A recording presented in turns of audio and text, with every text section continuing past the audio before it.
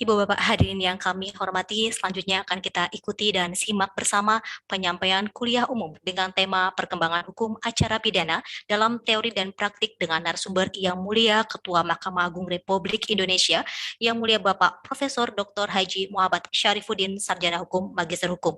Adapun kuliah umum pada pagi hari ini sepenuhnya akan dipandu oleh moderator kita, beliau Bapak Wahyu Priyanka Nata Permana SH.MH, yang juga merupakan dosen Fakultas Hukum Universitas Islam Indonesia. Kepada beliau Bapak Wahyu Priyanka, kami silakan. Terima kasih banyak Mbak Nisa selaku pembawa acara. Apakah suara saya terdengar dengan jelas? Demikian Bapak. Terima kasih. Bismillahirrahmanirrahim. Assalamualaikum warahmatullahi wabarakatuh. Selamat pagi dan salam sejahtera untuk kita semua. Alhamdulillahirabbil alamin. Wassalatu wassalamu ala asrofil anbiya wal mursalin Sayyidina Muhammadin wa ala alihi wa sahbihi ajma'in. Rabbi sohli sodri wa yassirli amri wahlul uqdatan min lisani yafqahu qawli. Yang saya hormati, Yang Mulia Ketua Mahkamah Agung Republik Indonesia, Bapak Profesor Dr. Haji Muhammad Syarifuddin, Sarjana Hukum, Magister Hukum, yang alhamdulillah telah hadir, yang insya Allah akan sebagai narasumber yang akan membersamai kita dalam kuliah umum hari ini. Yang terhormat Rektor Universitas Islam Indonesia, Bapak Profesor Fathul Wahid, yang kali ini diwakili oleh Wakil Rektor 3 Universitas Islam Indonesia, Bapak Dr. Andes Rohidin, SH.MAG. Selanjutnya yang terhormat Dekan Fakultas Hukum Universitas Islam Indonesia, Bapak Dr. Abdul Jamil, SH.MH, beserta para jajarannya. Yang hadir ada Wakil Dekan 3, Bapak Dr. Muntoha. Selanjutnya yang terhormat Ketua Departemen Hukum Pidana Fakultas Hukum Universitas Islam Indonesia, Ibu Dr. Aroma Elmina Marta, SH.MH, serta yang saya hormati, yang saya banggakan, Bapak Ibu dosen, Bapak Ibu hakim yang ada di seluruh Indonesia, termasuk seluruh sivitas akademika yang ada di lingkungan Fakultas Hukum Universitas Islam Indonesia, para adik-adik mahasiswa, peserta kuliah umum yang hadir pada pagi hari yang berbahagia ini. Departemen Hukum Pidana sangat bersyukur sekali bisa mengadakan kuliah umum dengan tema perkembangan hukum acara pidana dalam teori dan praktek. Seperti kita ketahui, sebagai pengantar kuliah umum ini, lahirnya Undang-Undang Nomor 8 tahun 1981 tentang Kitab Undang-Undang Hukum Acara Pidana, kala itu dikatakan sebagai mahakarya bangsa Indonesia, karena telah berhasil mengkodifikasi dan unifikasi hukum acara pidana dalam Kitab Undang-Undang Hukum Acara Pidana yang tentunya mengedepankan prinsip dan perlindungan terhadap hak asasi manusia. Namun saat ini KUHP ya akan genap nanti di akhir tahun berusia 40 tahun. Tentunya telah banyak perkembangan dan dinamika hukum yang terjadi di masyarakat. Yang tentunya juga mau tidak mau hukum acara pidana perlu juga mengalami perkembangan. Terlebih lagi, sebagaimana tadi disampaikan oleh Bapak Wakil Rektor, adanya pandemi COVID-19 telah menyebabkan aktivitas tatap muka dibatasi, termasuk juga dalam proses persidangan perkara pidana di Indonesia. Maka kemudian lahirlah Perma nomor 4 tahun 2020 tentang administrasi dan persidangan perkara pidana di pengadilan secara elektronik, yang menurut kami merupakan bentuk inovasi sekaligus komitmen Mahkamah Agung Republik Indonesia dalam mewujud Indonesia yang mensinergikan peran teknologi informasi dengan hukum acara pidana di kala pandemi saat ini. Dan kami sangat berterima kasih sekali kepada Yang Mulia Ketua Mahkamah Agung Republik Indonesia, Bapak Profesor Haji Muhammad Syarifuddin, SH.MH, atas kesediaan waktunya berkenan untuk memberikan kuliah umum hari ini. Kalau kita lihat di form pendaftaran, peserta lebih dari 300 yang mendaftar, dan alhamdulillah yang join saat ini sudah mencapai angka 460 peserta, yang sebagian besar mahasiswa-mahasiswi Fakultas Hukum Universitas Islam Indonesia, yang sedang tempuh juga hukum acara pidana dan hukum pidana, termasuk alumni Fakultas Hukum UII, serta para jajaran hakim yang ada di seluruh Indonesia. Selanjutnya kepada para hadirin kuliah umum hari ini yang berbahagia, nanti kami harapkan untuk dapat mengisi link presensi kehadiran dan dapat juga menyampaikan pertanyaan secara tertulis melalui link tersebut apabila ada hal-hal yang ingin ditanyakan berkenaan dengan tema kuliah umum hari ini. Karena perlu kami sampaikan dan maaf sekali untuk kuliah umum kali ini nanti tidak ada sesi diskusi tanya jawab karena keterbatasan waktu yang mulia, karena beliau pada pukul 10 waktu Indonesia bagian Barat harus juga menghadiri upacara peringatan Hari Sumpah Pemuda di Istana Negara. Untuk itu, izinkan saya membacakan kurikulum vitae singkat beliau. Nama lengkap beliau, Profesor Dr. Haji Muhammad Sarifuddin, SAMH. Beliau lahir di Batu Raja, tanggal 17 Oktober 1984. Agama Islam, pangkat dan golongan ruang terakhir, pembina utama 4E. Riwayat pendidikan tinggi beliau, strata 1, pada Fakultas Hukum Universitas Islam Indonesia Yogyakarta tahun 1980, strata 2 Pasca Sarjana Universitas Juanda Bogor 2006, strata 3 Pasca Sarjana Universitas Parahyangan Bandung 2009, serta beliau telah memperoleh gelar guru besar atau profesor pada Fakultas Hukum Universitas Diponegoro pada tahun 2021.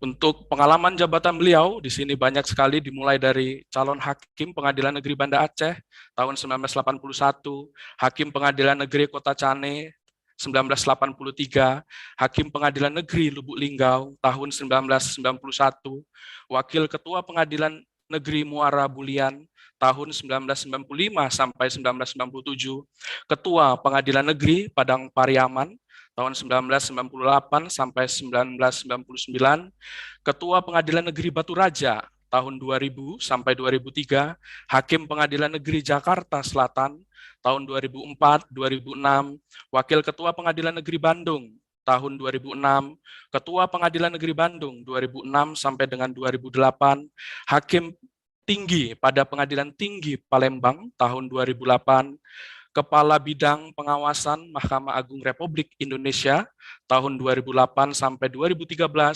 selanjutnya PLT, Kepala Badan Litbang Diklat Kumdil Mahkamah Agung Republik Indonesia pada tahun 2012, Hakim Agung Mahkamah Agung Republik Indonesia tahun 2012, Ketua Muda Pengawasan Mahkamah Agung Republik Indonesia tahun 2015,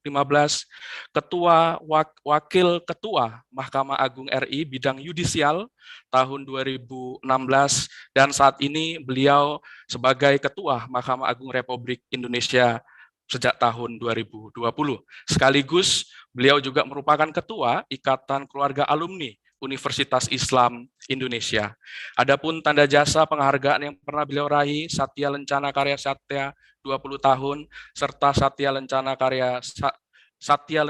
Karya Satya 30 tahun. Begitu banyak pengalaman beliau, termasuk pula berbagai pelatihan yang telah beliau ikuti, baik di dalam negeri maupun di luar negeri yang tidak akan saya sebutkan secara rinci karena banyak sekali. Baiklah Bapak Ibu peserta kuliah umum yang berbahagia, untuk mempersingkat waktu, saya persilakan dengan hormat kepada Yang Mulia Ketua Mahkamah Agung Republik Indonesia, Bapak Profesor Dr. Haji Muhammad Sarifuddin, Sarjana Hukum, Magister Hukum, untuk memberikan kuliah umum dengan tema Perkembangan Hukum Acara Pidana dalam Teori dan Praktik. Kepada Yang Mulia, kami persilakan waktu dan tempatnya. Terima kasih Pak Moderator atas kesempatan yang diberikan. Bismillahirrahmanirrahim. Assalamualaikum warahmatullahi wabarakatuh. Waalaikumsalam warahmatullahi wabarakatuh. Alhamdulillahilladzi arsala rasulahu bil huda wa dinil haq liyuzhirahu 'ala dini kullih walau karihal musyrikun. Asyhadu an la ilaha illallah wahdahu la syarikalah wa asyhadu anna Muhammadan abduhu wa rasuluhu la nabiyya ba'da. Allahumma sholli ala Muhammad wa ala alihi wa sahbihi ajmain. Yang kami hormati Bapak Rektor Universitas Islam Indonesia, Bapak Profesor Fathul Wahid STMSc PhD, yang dalam hal ini diwakili oleh yang kami hormati Bapak Wakil Rektor, Bapak Dr. Andes Rohidin SHMAG. Yang kami hormati Dekan Fakultas Hukum Universitas Islam Indonesia, Bapak Dr. Abdul Jamil SHMH beserta seluruh jajaran. Yang kami hormati Ketua Departemen Hukum Pidana Fakultas Hukum Universitas Islam Indonesia, Ibu Dr. Aroma Elmina Marta SHMH. Yang kami hormati para dosen dan guru besar yang mungkin ada hadir dalam acara ini.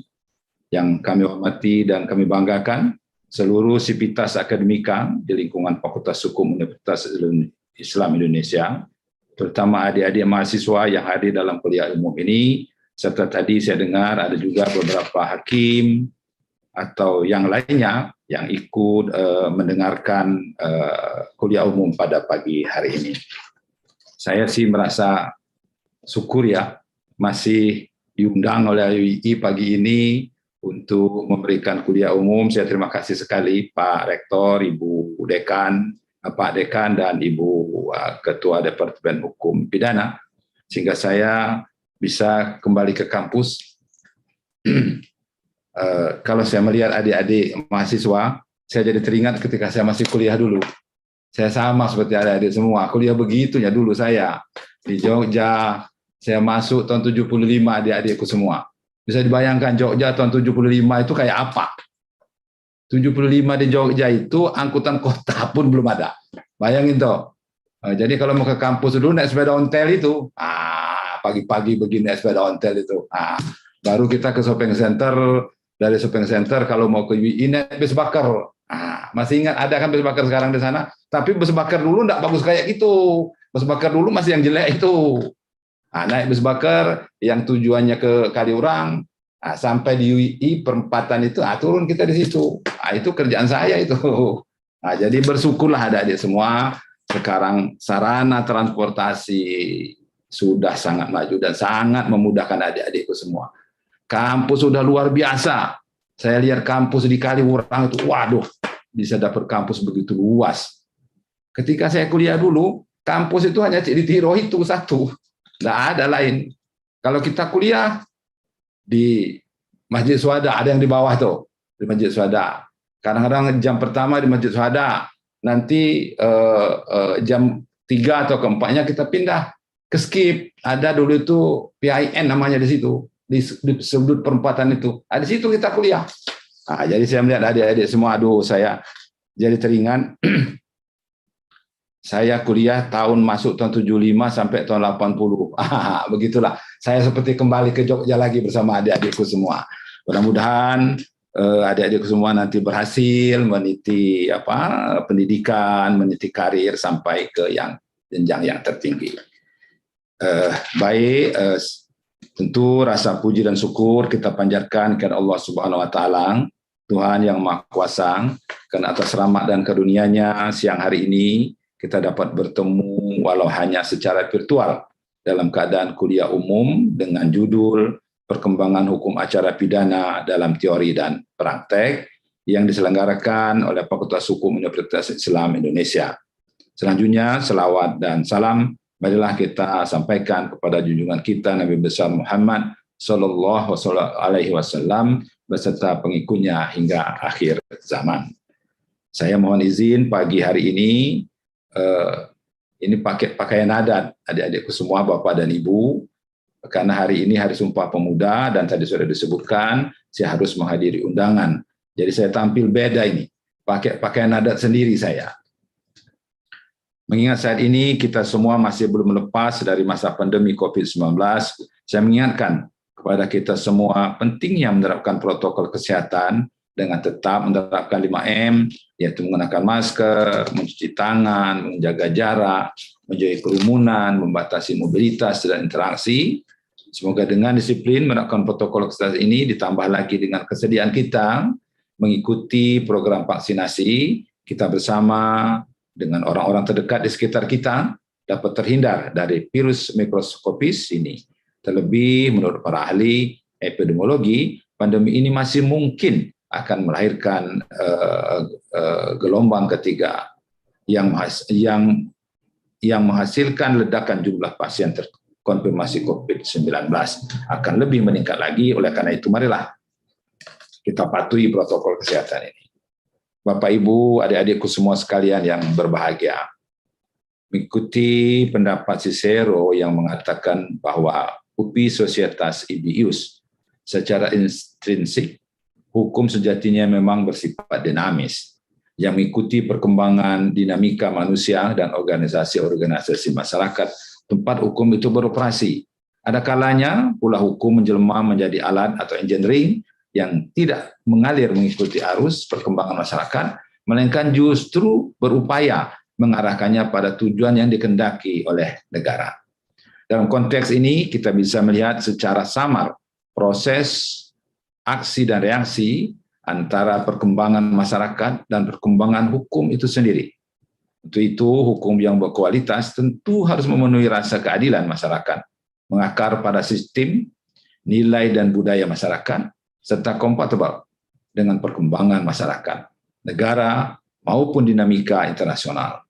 Kompatibilitas hukum dalam mengikuti perkembangan masyarakat itu tentu dibatasi dengan orientasi kepastian hukum, keadilan, dan kemanfaatan hukum yang menjadi tujuan penegakan hukum itu sendiri.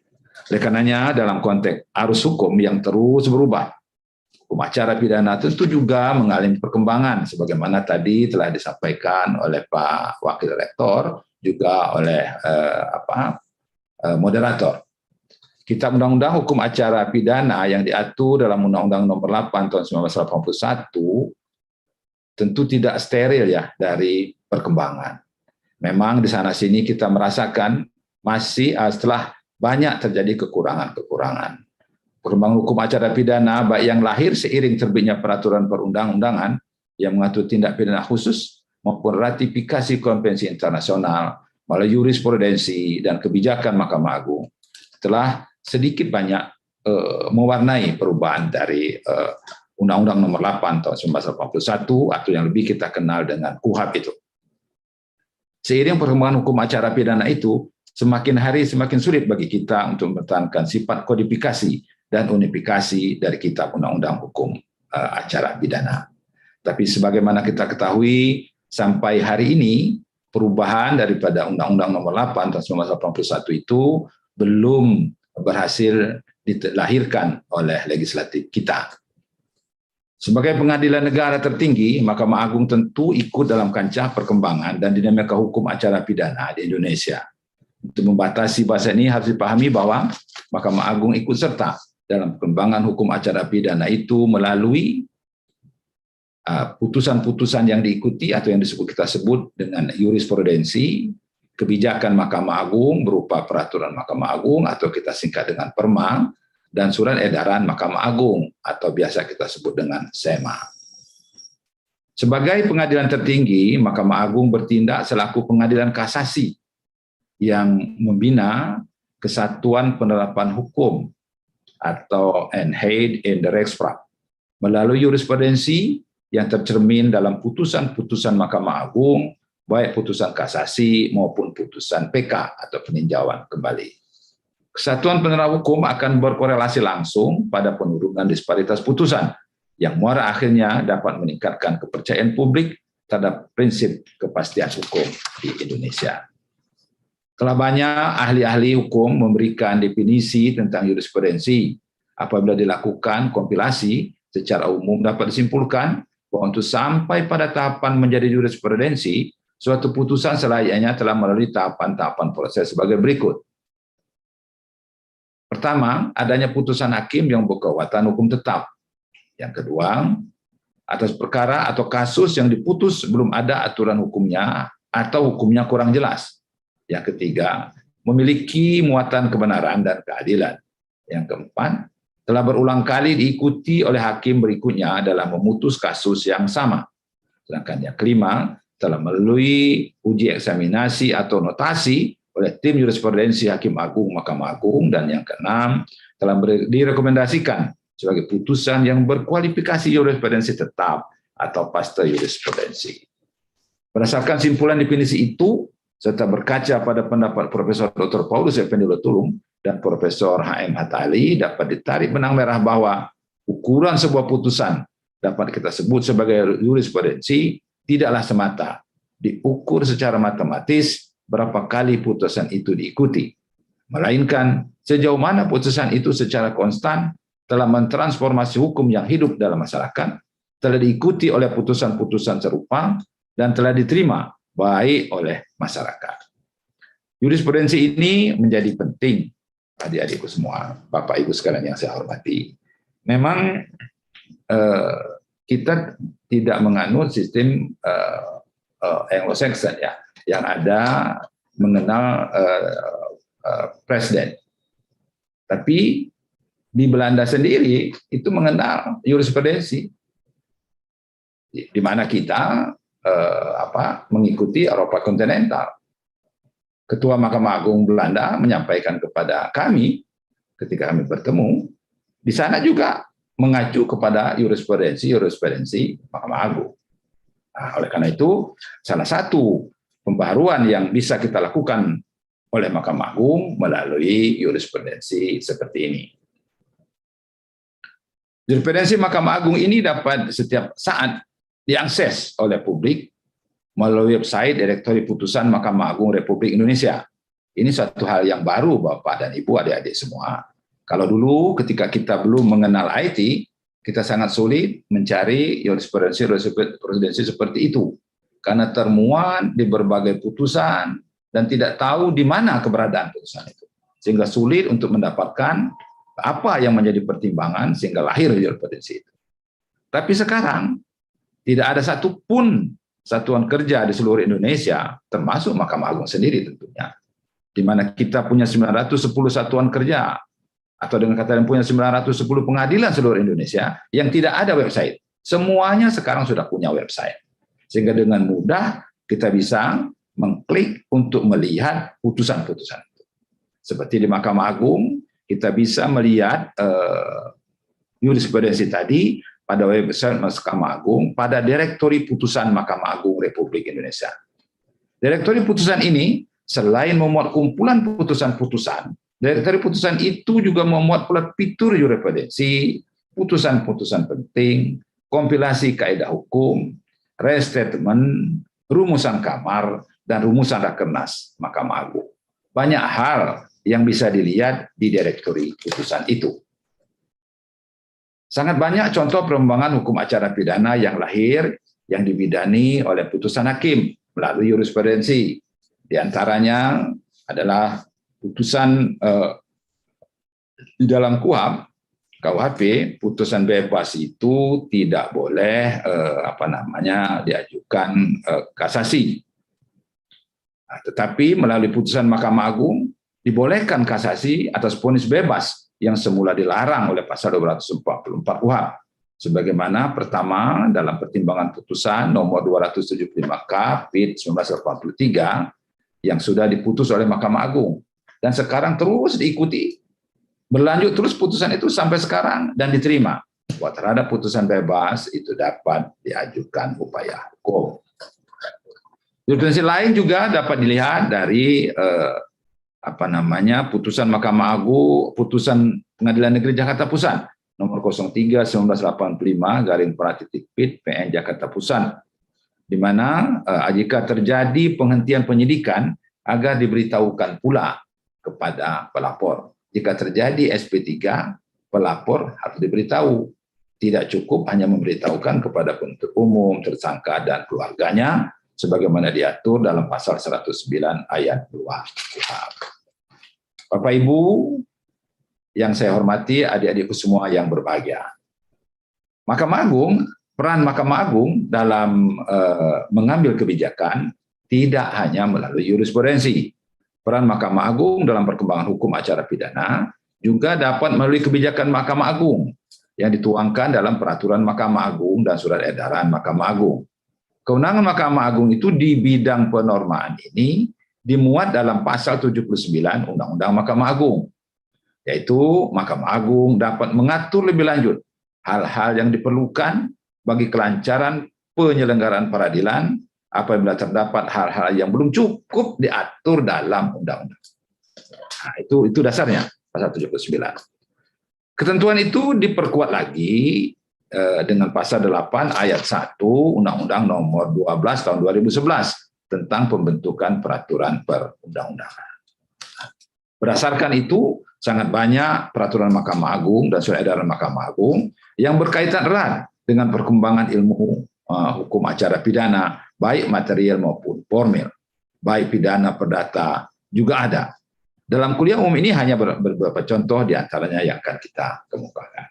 Pertama, seperti tadi disampaikan oleh pembawa acara, oleh moderator, yaitu Peraturan Mahkamah Agung Nomor 4 Tahun 2020 tentang administrasi dan persidangan perkara pidana di pengadilan secara elektronik. Kenapa Perma Nomor 4 Tahun 2020 tentang administrasi dan persidangan perkara pidana secara elektronik ini kita buat? Paling tidak ada 3 alasannya. Yang pertama, pengadilan itu berkewajiban untuk membantu pencari keadilan agar bisa memperoleh keadilan itu melalui azas sederhana, cepat, dan biaya ringan. Itu yang pertama. Lalu yang kedua, pengadilan itu karena harus memberikan bantuan agar memberikan biaya cepat, sederhana, dan biaya ringan.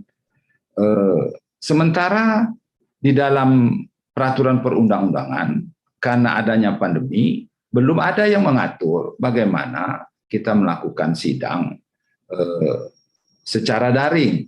Karena di satu sisi, pihak kepolisian, walaupun ada pandemi, tetap juga melakukan tugasnya. Jika ada pelanggaran-pelanggaran di lapangan, terus juga melakukan penangkapan, penyidikan, penahanan. Nah, kalau seperti itu, mau dikemanain ini orang yang ditangkap, ditahan ini? Sementara kita tidak bisa bertemu. Nah, ini jadi problem ini. Ini fakta yang kita temui. Nah, karena itu kita mau tidak mau harus membuat regulasi. Nah, memang ketika kita membahas Perma Nomor 4 Tahun 2020 ini, banyak pihak yang juga memberikan ya semacam sanggahan kepada kita bahwa mestinya ya hal yang seperti fundamental seperti itu harus diatur oleh undang-undang. Nah, itu betul, kita tidak menafikan itu. Nah, cuman membuat undang-undang di legislasi itu lama, memerlukan waktu yang lama. Sementara fakta di lapangan setiap hari terus terjadi penangkapan, penahanan. Loh, itu mau dikemanain? Loh, kalau tidak disidangkan melanggar hak asasi. Nah, maka akhirnya semuanya mendukung dalam pembuatan perma ini. Jadi, perma ini pertama merespon situasi pandemi COVID-19 yang semakin merebak di awal tahun 2020. Mahkamah Agung menerbitkan SEMA Nomor 1 Tahun 2020 tentang pedoman pelaksanaan tugas selama masa pencegahan penyebaran coronavirus disease 2019 di lingkungan Mahkamah Agung RI dan badan peradilan yang berada di bawahnya. Sebagai terakhir kali diubah dengan SEMA Nomor 6 Tahun 2020. Melalui SEMA ini, Mahkamah Agung menginstruksikan perkara-perkara perdata, agama, dan tata usaha negara disidangkan melalui e-litigasi atau persidangan secara elektronik. Terkait perkara pidana jinayat dan pidana militer, Mahkamah Agung menginstruksikan persidangan selama masa pandemi COVID-19 tetap dilaksanakan seperti biasa di pengadilan, khusus untuk perkara-perkara yang terdakwanya sedang ditahan dan masa penahanannya tidak dapat diperpanjang lagi dalam masa pencegahan penyebaran COVID-19. Untuk perkara-perkara dengan terdakwa yang masa penahanannya masih dapat diperpanjang, mungkin masih bisa ditunda kalau memang dimungkinkan. Nah, Mahkamah Agung selanjutnya membentuk kelompok kerja administrasi dan persidangan perkara pidana secara elektronik, yaitu dengan keputusan Ketua Mahkamah Agung Nomor 108 Tahun 2020, April 2020. Nah, pokoknya inilah yang bekerja dibantu oleh banyak pihak, antara lain ada juga perwakilan dari masyarakat melalui lembaga kajian dan advokasi independensi peradilan, juga melalui Indonesia Judicial Research and Society. Dalam proses penyusunannya, Mahkamah Agung juga berkonsultasi dengan berbagai pihak, antara lain secara internal kepada pengadilan tingkat pertama dan tingkat banding, secara eksternal kepada kejaksaan, kepada kepolisian, kepada Ditjen Pemasyarakatan, kepada Menteri Hukum dan HAM, Rumah Tahanan Negara, lembaga pemerintahan terkait, kepada para advokat, organisasi masyarakat sipil, yang semuanya ikut berkontribusi sehingga melahirkan Perma nomor 4 tahun 2020 itu. Nah, kami berterima kasih kepada semua pihak yang telah ikut membantu sehingga terbitnya Perma nomor 4 tahun 2020. Nah, melalui Perma ini Mahkamah Agung berharap pelaksanaan persidangan secara elektronik tidak hanya dapat menunjang maksimalnya pemberian layanan pengadilan kepada masyarakat di tengah kondisi pandemi COVID-19 ini, tetapi juga tetap juga melindungi, menghormati, dan memenuhi hak-hak para pihak di dalam persidangan.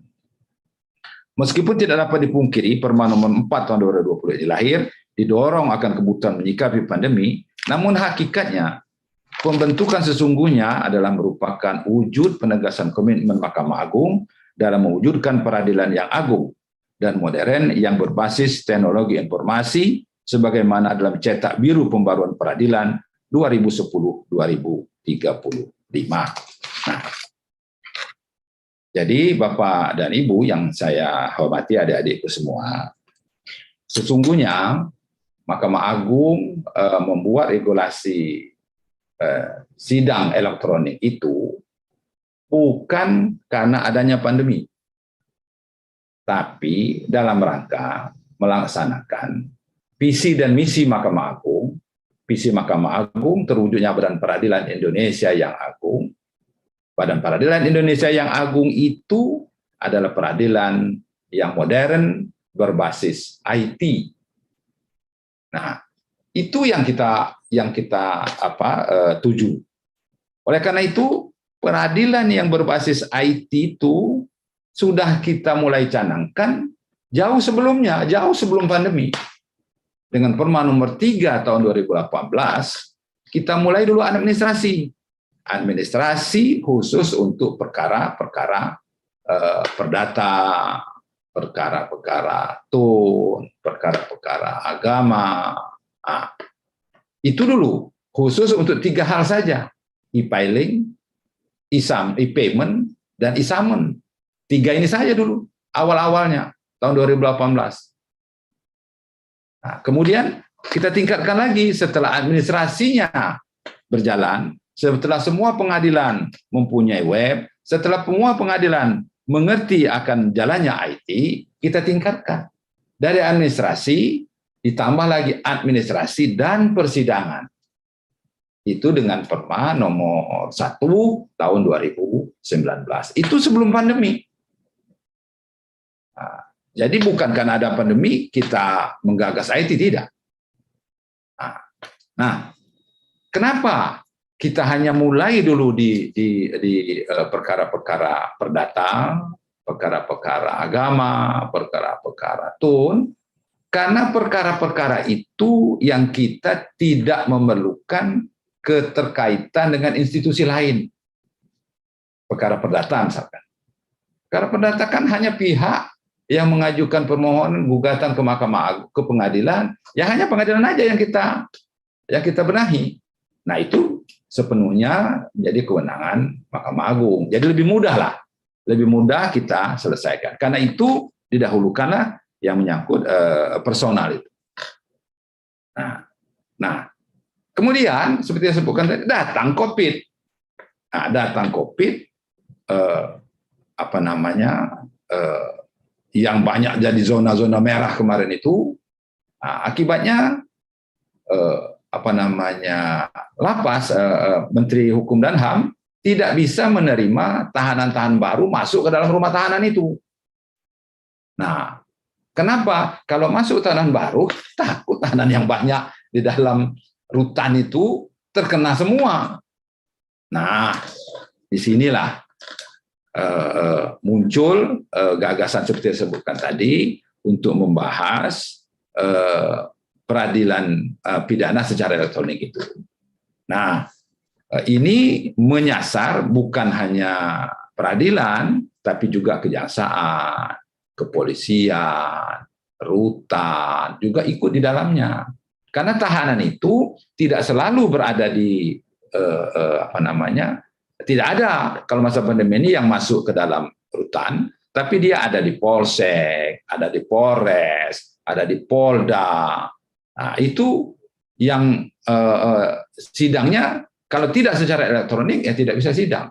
Sementara kita tidak bisa berkumpul, kita tidak bisa mengumpulkan banyak orang di pengadilan. Nah, inilah salah satu menjadi sebab kita melahirkan Perma nomor 4 tahun 2004 itu.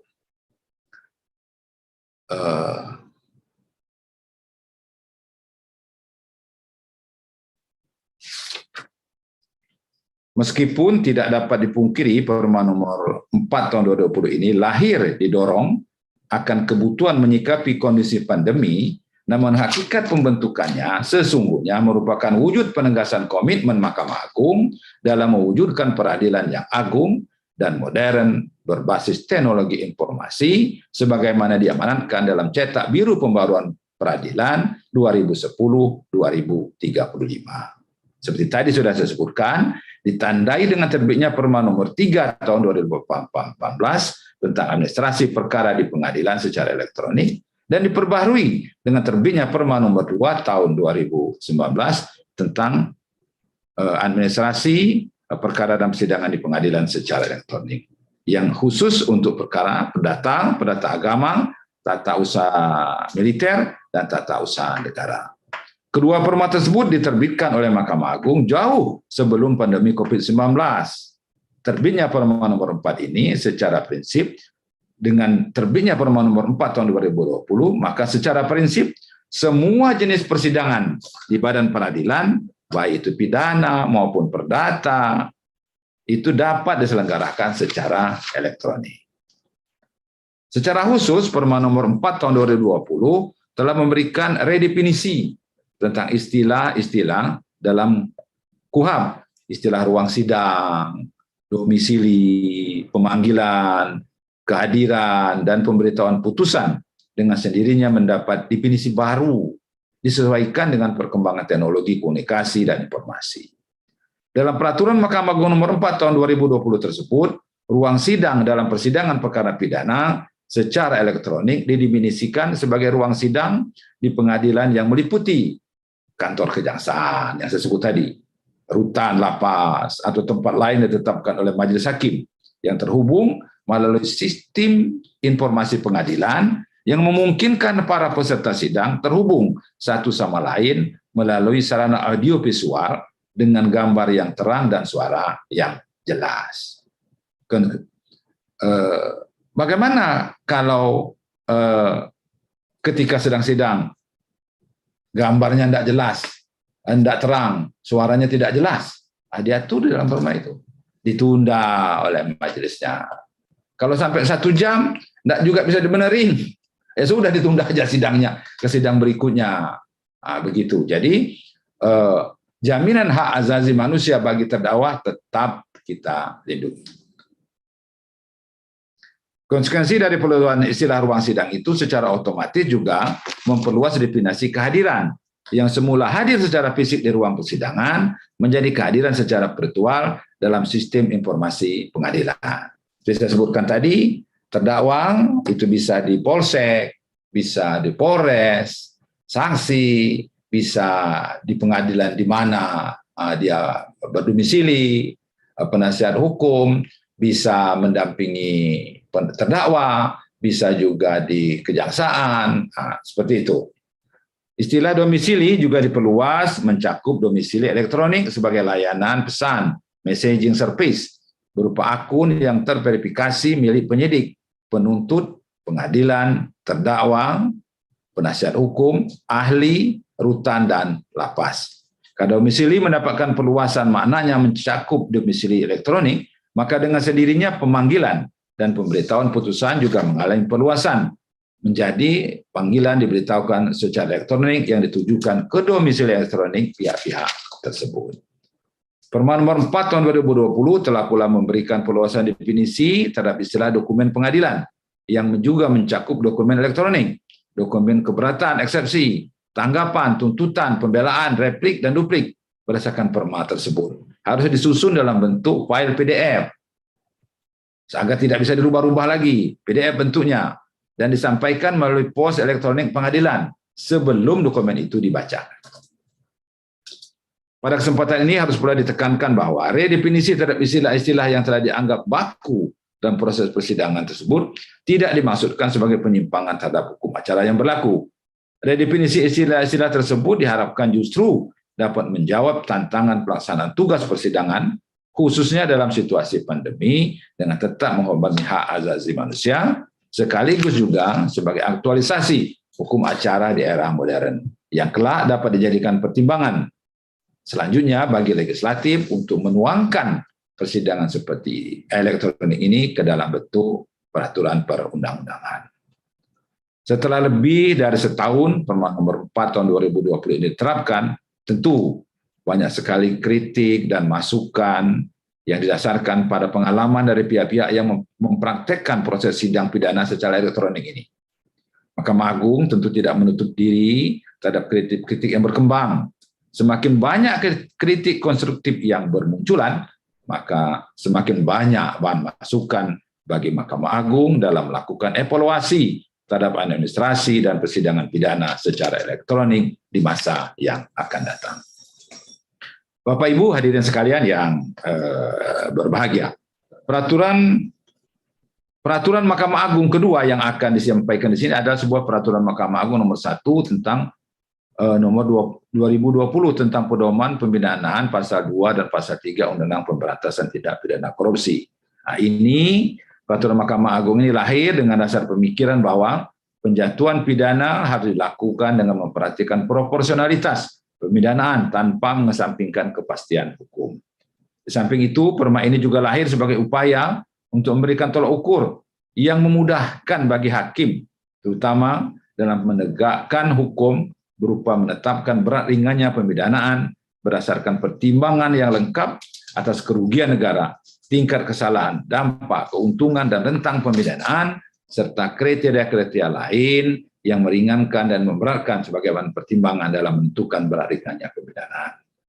Melalui perma nomor 1 itu, pemidanaan tersebut, Mahkamah Agung telah menetapkan standar pemidanaan paling berat, sedang, ringan, dan paling ringan berdasarkan kriteria-kriteria yang telah dirumuskan dalam perma tersebut.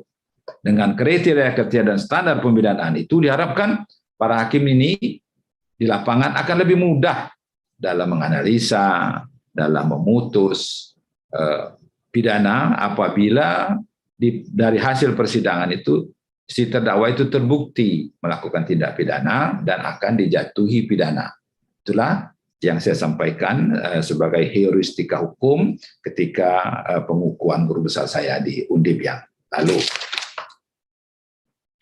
Selain perkembangan hukum acara pidana melalui peraturan Mahkamah Agung, banyak pula surat edaran Mahkamah Agung yang ikut mewarnai pembaharuan-pembaharuan seperti itu. Lain Sema nomor 2 tahun 1985 yang membolehkan hakim secara bijaksana melakukan seleksi terhadap banyaknya saksi-saksi yang diajukan. Hakim bisa menyeleksi mana yang urgen, ini yang didengar. Dan di samping itu juga banyak sema-sema Mahkamah Agung yang mengakomodir keputusan-keputusan kamar. Mahkamah Agung ini setiap tahun untuk menciptakan kesatuan hukum, kita melakukan rapat kamar. Dari rapat kamar itu dilahirkan baik formil maupun material yang kita muat menjadi kesepakatan kamar dan digunakan sebagai acuan bagi peradilan yang lainnya, yang tingkat pertama dan tingkat banding, dengan kita keluarkan SEMA. Melalui SEMA. Nah, kita harapkan dengan dikeluarkan SEMA itu, peradilan-peradilan kita yang di bawah akan terjadi kesatuan hukum, mengikuti apa yang sudah dibuat oleh kesepakatan kamar dan dikuatkan dengan SEMA itu, kemudian di di Mahkamah Agung juga akan seperti itu, diikuti juga oleh putusan-putusan Hakim Agung, maka kemudian akan lahir juga jurisprudensi sebagai salah satu sumber hukum itu. Nah, ini sangat banyak, Bapak, adik-adikku semua, Bapak dan Ibu semua bisa melihat hasil-hasil kesepakatan kamar itu melalui direktori putusan atau melalui JDIH Mahkamah Agung. Nah, itu bisa dilihat untuk bahan kajian kita bersama. Bapak Ibu Saudara sekalian yang berbahagia,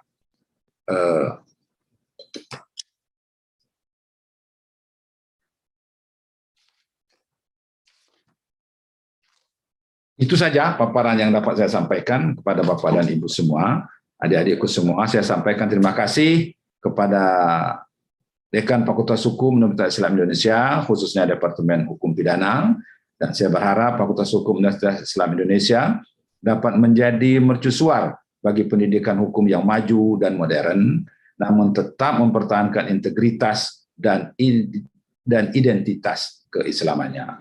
Oleh karena hari ini bertepatan dengan peringatan ke-93 Sumpah Pemuda, saya berpesan khususnya kepada para peserta didik Fakultas Hukum Universitas Islam Indonesia untuk menjaga semangat Sumpah Pemuda yang dicetuskan pada Kongres Pemuda kedua pada tanggal 28 Oktober 1928, yaitu bertanah air satu, berbangsa satu, dan berbahasa satu, Indonesia. Saya berharap kaum muda terdidik dapat menjadi pembangun solidaritas dan penggugah masyarakat dalam proses transformasi bangsa Indonesia menjadi bangsa yang kuat, bersatu, dan berkemajuan. Untuk selanjutnya, saya tadi sudah disampaikan, sudah harus siap-siap untuk mengikuti upacara Sumpah Pemuda.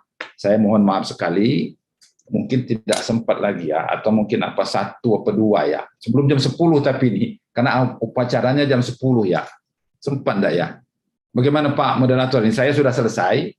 Ini kalau saya jam 10 ini harus mengikuti upacara Sumpah Pemuda, Pak. Nah, kalau mungkin ada pertanyaan yang ringkas saja saya bisa jawab nih. Tapi kalau lama, saya mohon maaf nih, tidak bisa. Demikian Bapak, Ibu, adik-adikku semua yang saya hormati, terima kasih. Lebih dan kurang saya mohon maaf. Mudah-mudahan kita masih bertemu lagi dalam kuliah-kuliah selanjutnya. Dan pandemi kita sudah tidak ada, saya bisa hadir kembali di ruangan-ruangan kampus di Fakultas Hukum Universitas Islam Indonesia yang sama-sama kita cintai. Demikian, terima kasih. Wabillahi taufiq wal hidayah. Assalamualaikum warahmatullahi wabarakatuh. Saya kembalikan kepada Pak Moderator. Terima kasih sekali kami ucapkan kepada Yang Mulia Ketua Mahkamah Agung Republik Indonesia, Bapak Profesor Haji Muhammad Syarifuddin, SH.MH, yang telah memberikan materi yang luar biasa, mencerahkan, dan memberikan manfaat bagi kami tentunya, khususnya bagi adik-adik mahasiswa Fakultas Hukum Universitas Islam Indonesia.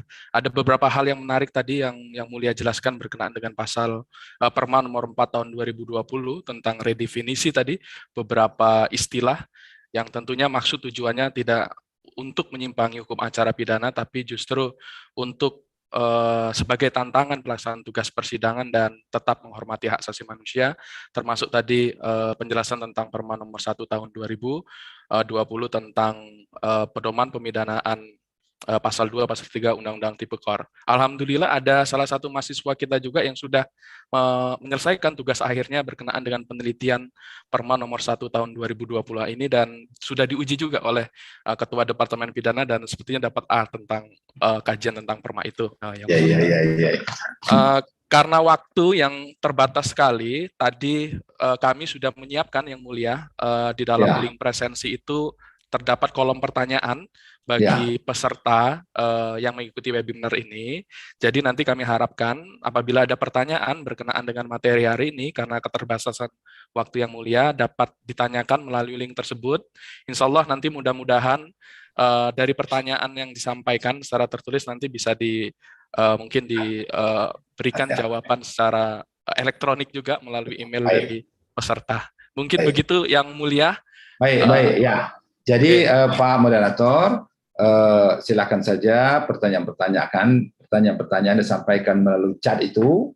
Insya Allah kami juga akan menjawab pertanyaan-pertanyaan itu juga lewat chat itu nanti.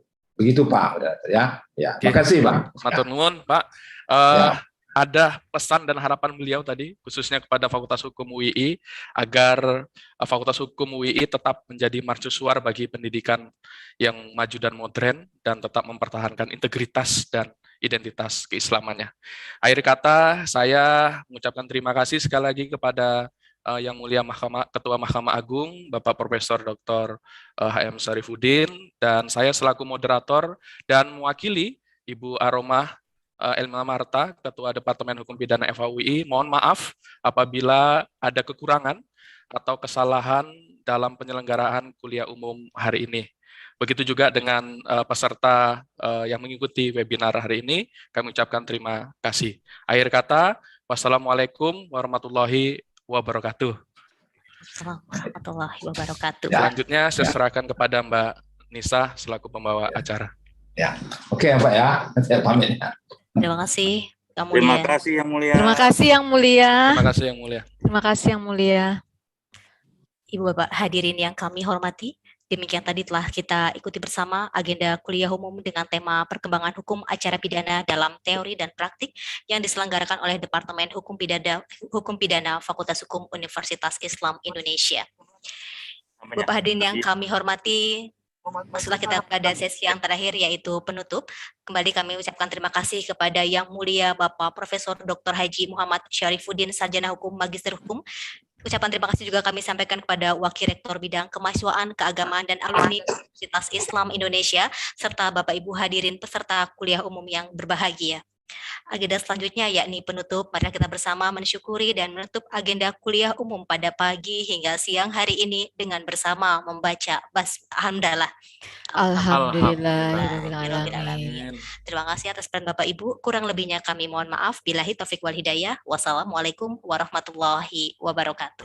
Waalaikumsalam warahmatullahi wabarakatuh. Terima kasih semuanya. Bapak Ibu yang mulia, Hakim. Saya pamit. Ya, terima kasih Pak Bapak Wakil Warek. Rektor, Pak Wakil Dekan, Bapak Ibu mahasiswa, Bapak Ibu Hakim, terima kasih semua. Matur sembah nuwun. Pak Dekan,